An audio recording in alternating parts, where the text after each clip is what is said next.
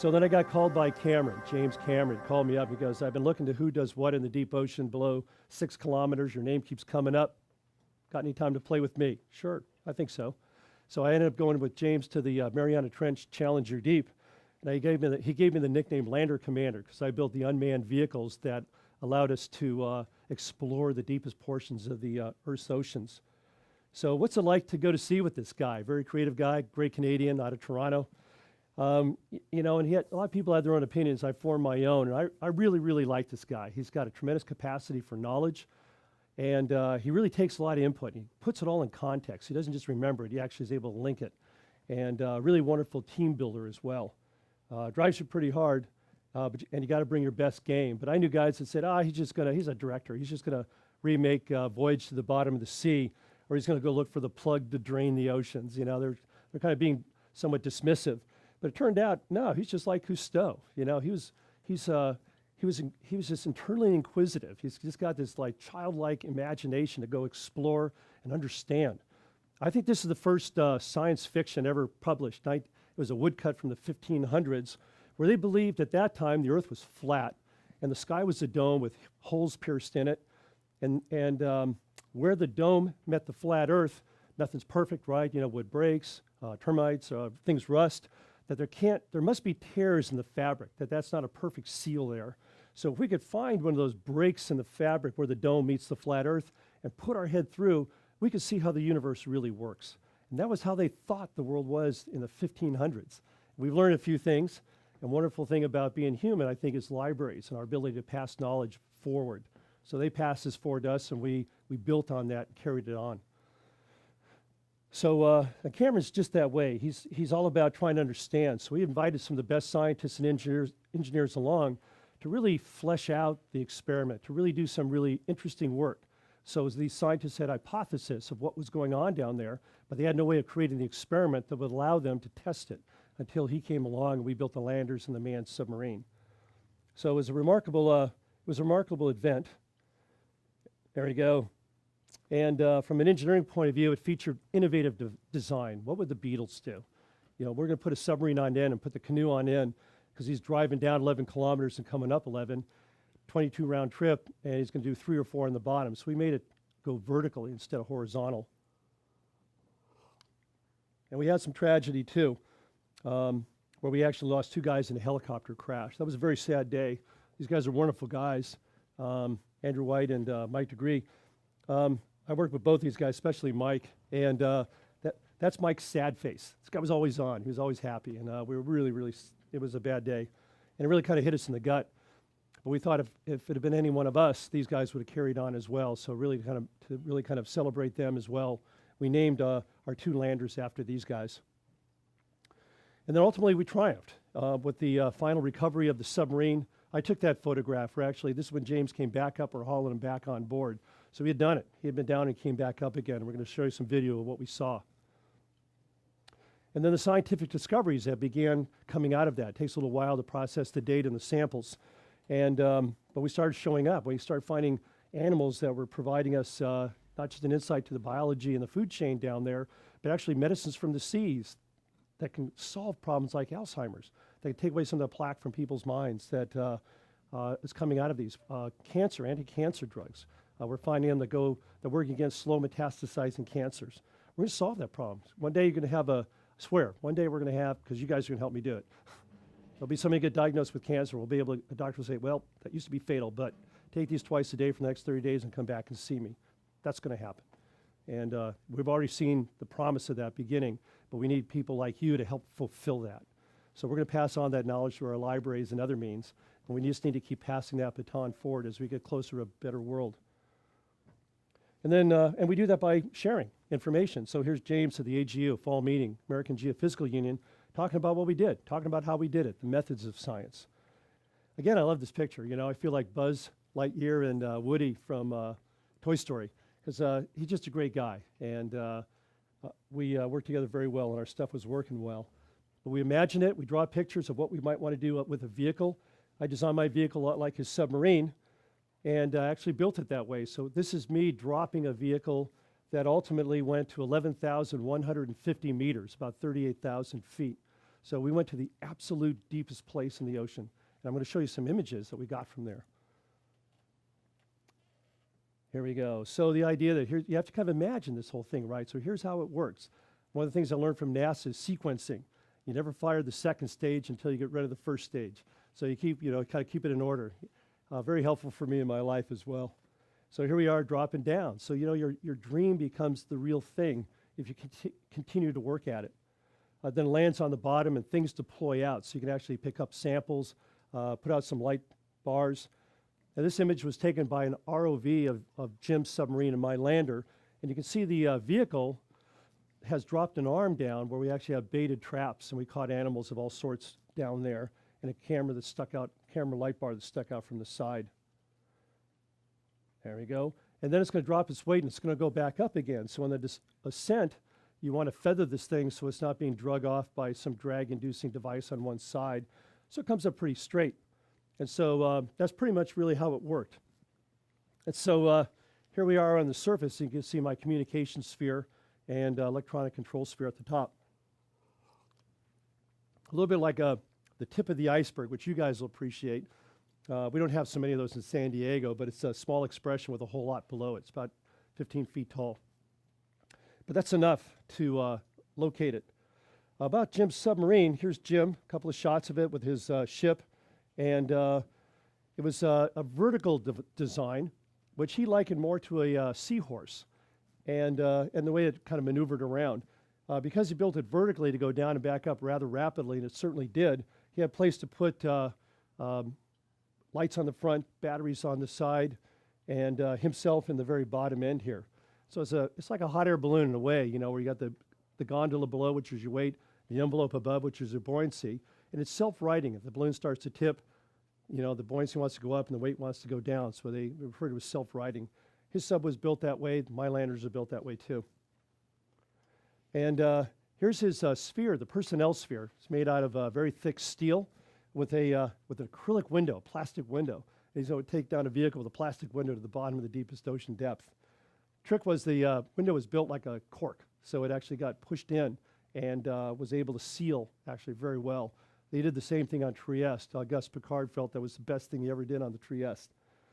It looked kind of spacious there, but in fact, see if I can show you here. Here's a picture of Jim. There he is. That's Jim inside. So it seems spacious until you start putting in all the electronics and life support and other kinds of things. So, but I got in there too. I'm kind of a big guy. He's a little taller than me actually. And it's sort of like putting on a favorite baseball mitt. Once you get inside, you kind of drop in and you're going, oh, okay, now it feels good. It's like putting on a shoe. It was a little tough maybe in the beginning, but once you're inside, it was just a very comfortable fit. He had to do a little yoga though to stay stable for a while or calm for a while. Can't really get up and stretch, in a little ball like that. He had a touch screen display so he could go, use some of that new technology to kind of keep track of all the systems. And we had a ship, Mermaid Sapphire. And it looks fairly big and spacious. We packed it pretty full though. And so here's Jim, right here, of course, leading an engineering meeting in the morning. This fellow in the back over here, he's from St. John. He built the stereo cameras that we had on the outside. He's just down the road, a fellow named Adam. And good fellow. We're launching one of the landers off the side of the boat. Turns out landers are useful for a lot of different things. And here we are on the way down to Papua New Guinea, the New Britain Trench, with one of our vehicles.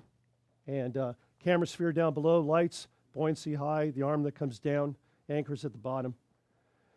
Jim would get together with us at the before dive, and he said, here's what I want the shot to look like. It's going to be 2/3. I want the submarine and your fish traps at the bottom. So we described it, and the next time we go out, we'd actually do a shot just like that. So we're really interested in both science and the filming of the cruise. When the movie comes out, it really, it's a 3D as well. I hope you go see it. We sailed out of Sydney, headed north, Papua New Guinea. So now you learn geography, right? You're down at crossing the equator, and you're learning about some of the things that happened in the Solomon Islands in World War II, Truk Lagoon, heading north towards Guam. And Papua New Guinea's got this wonderful trench right there. A lot of rainfall coming off that island, feeding the animals that are down deep. We knew we were going to find some really interesting stuff. You can see that there's earthquakes and volcanoes. This is the guy that just went off, I think, about a week ago. You saw the explosion. I know it's on CNN and some other ones. And we had some calm weather that time, and we're testing the Cameron submarine. And you can see, divers in the water, motorboats around the backside over there. It's a heck of a job to have, I'm telling you. So great fun. A lot of work. Some days are diamonds, some days are stone, but I think I wouldn't change it for anything. Sponsored by National Geographic and Rolex. Here's Jim after one of the dives. Come right back out of the hatch, open it up, start telling the engineers what he liked, what he didn't. What he did like about it, though, is that like a great car, you can feel the road, but not every bump. And the submarine's the same way. It becomes an extension of the pilot. And so this submarine was just like that, very nimble. And he said I could actually feel things on the outside. Here he's at about 8 kilometers deep, and he's motoring along. And you can see the live octopi on the bottom, just sort of walking along with all 8 legs. He's doing a pretty good job of keeping those coordinated. See something of a landslide in the back. We found these really interesting sea creatures. Look at these little star patterns on the bottom. Something lives in a hole down there. Comes out, forges, goes back. Comes out, forges, and goes back. They're all over the place down there. So some of the biologists are interested in maybe putting a camera down there and maybe filming these things, seeing what they do. What am I doing on time here? Not bad. Go on one more here. And this shows you how nimble the submarine is. He's actually floating free. The submarine's actually free floating. He's actually stable enough that he can film these small anemones that are growing out of the side of one of the rocks at about 8 kilometers depth. Pretty amazing. There we go. And lots of interesting jellyfish that live down that deep. This was a new species. I'm not really sure what it was yet. We didn't collect one, but it's some of the scientists are really just, they go, wow, look at this, and they're trying to speculate what it might be. We actually found 68 new species down there on these few dives. Here's a video looking from my lander through the camera port over to the Cameron submarine. And we'll just show you here. One of the things that, from an engineering point of view, watch how nimble this thing is here. It just sort of lifts up like a ballerina and dances around underwater. It weighs 12 tons, but because of the buoyant force of the water, this thing just moves like a kite. The camera and the light on the bottom is not really just so much for effect. He actually has a bottom-looking camera to see how close he is when he's coming in to set on the bottom. But I bet he could land on an egg and not break it. It's just like that nimble. He's got that much control. And then from the submarine now, we're looking over at the lander. You can see the anchor below, the arm is down, the vehicle is up above, and he's working with a couple of stereo cameras out on the end here. This gentleman is Ron Allen. He's an Australian. He was the co-designer with Jim. Brilliant guy, wonderful fellow. And you see, this is what it's like to be inside the submarine moving along. So by having the sphere right at the bottom, you're right down among them. And with these traps, which you'll see a little later on, we always use chicken as bait. And it turned out everything in the deep ocean loves chicken. So when you put a chicken down there, man, everything tries to feed on it. There we go. So we were down in the New Britain Trench. Here's that stereo camera on the lander. The arm is down. And we are deeper than, we're pretty deep. We're down below 8 kilometers, 8.1, I believe. And we found these amphipods. Typically, they're about this big or smaller. But here we found them this big. They're huge. And they're all going in trying to get the chicken, right? This is called a gigantism. And we had no audio down there. Should have had a hydrophone out there because I knew they were saying chicken. But they were just running around. But look at the size of that guy. Over on the right there, it's as big as a football. That was totally unheard of. We're deeper than these have ever been seen before. In one drop, we caught more than have been collected by all scientists in the past. And we saw that guy who couldn't get in because he was so big. So it was a remarkable experience. And Cameron said, I wanted to make that dive. So using a lander, he could have joined the party in progress if we had put this down, and he could have gone up there later after all the animals were attracted by the bait. Next slide, please. There we go. So we bring it back up, and you can see all the amphipods that are inside there as they're laying this thing down on deck. And Jim was always right in the middle of it. He'd be there. He goes, "What'd you catch? What did we see?" Downloading the video and checking it out so we could look at the next dive that he wanted to do. And but these are the size of some of those guys. And you can see this way. They love chicken. That's what's left of the chicken over there. They come in with their claws, their little feet on the bottom. They're like raptors, and they just flake away at the tissue and just clean that thing right down to the bone in virtually no time at all. The adventure kept rolling forward. Guam, is in the Western Pacific. The Mariana Trench, where we're heading Challenger Deep, is deeper than Everest is tall. Everest isn't even an island. Wouldn't even make it to the surface, a mile away. Biggest mountain we have up topside is not enough to reach from the bottom of the trench to the top of the sea. So it's really an amazing, it's whole other Earth, the other Earth. So we wanted to go explore the trench. Guam is right there, Challenger Deep there. HMRG, now called the Serena Deep, named by the children of Guam. Wonderful friends at the University of Guam that helped us. By the time we got here with Jim's boat, he said, we need to give the lander guys their own boat. So I'm going, yeah, I'd like to be the captain of my own ship. So he got me that boat, which could have fit on the back of his, but it worked out really well. It had a wonderful A-frame. The crew was great. And we did some really good ops off it. Kevin Hand from Jet Propulsion Lab is studying oceans in the outer solar system on Europa and Callisto, some of the moons of Jupiter and Saturn. These guys are doing this today. I sail with this fellow. Fine fellow, good Kevin. And we had a lot of room to work, set up our science experiments. Jim's deep dive, turns out we had a weather window and we went for it. He made the dive, got to the bottom, and oh yeah, here we go. So here he is lowering, he's just about to touch down. Yeah, I can hear it. Best line, you see what's trying. Oh, that was it, here we go. He had this deep exhale. You know, it's just like that stress came off. Touchdown.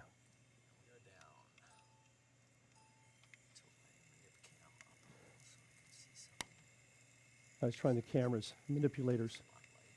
So this is the bottom of the Mariana Trench with Cameron on board. Surface communications.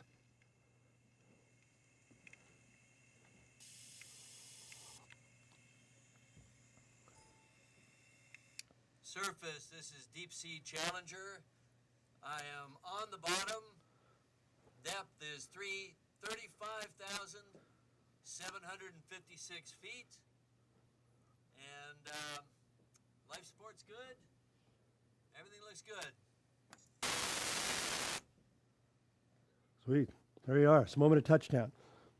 And so he's down there motoring around. You can see Rolex, for all the money they gave us, required us to put a watch on the manipulator arm, and it survived, worked fine. And he's taking some sediment samples here. So now that he's down there and done it, yeah, you can you guys see the watch there? Yeah, it's fun. They did that on Trieste as well, so it was kind of a repeat of history. So I think sometimes, they say those who don't study history are doomed to repeat it. I study history and hope to repeat it.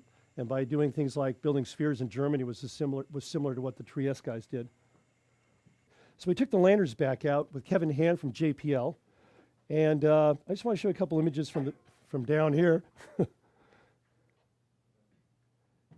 Deploying the lander off our little ship. This image here is actually life at the deepest ocean depth. It's actually the middle pond of the Challenger Deep. And you can see even down here, this is more normal size of amphipods. But in the most extreme depths of the ocean, life persists. And so we're looking with Kevin. He was out here to discuss what might life be like on Europa or Callisto if we find it. Is there a possibility that life could exist without the sun? Well, certainly can. And so perhaps forces like Patty described of this chemosynthetic life that would persist even on Europa.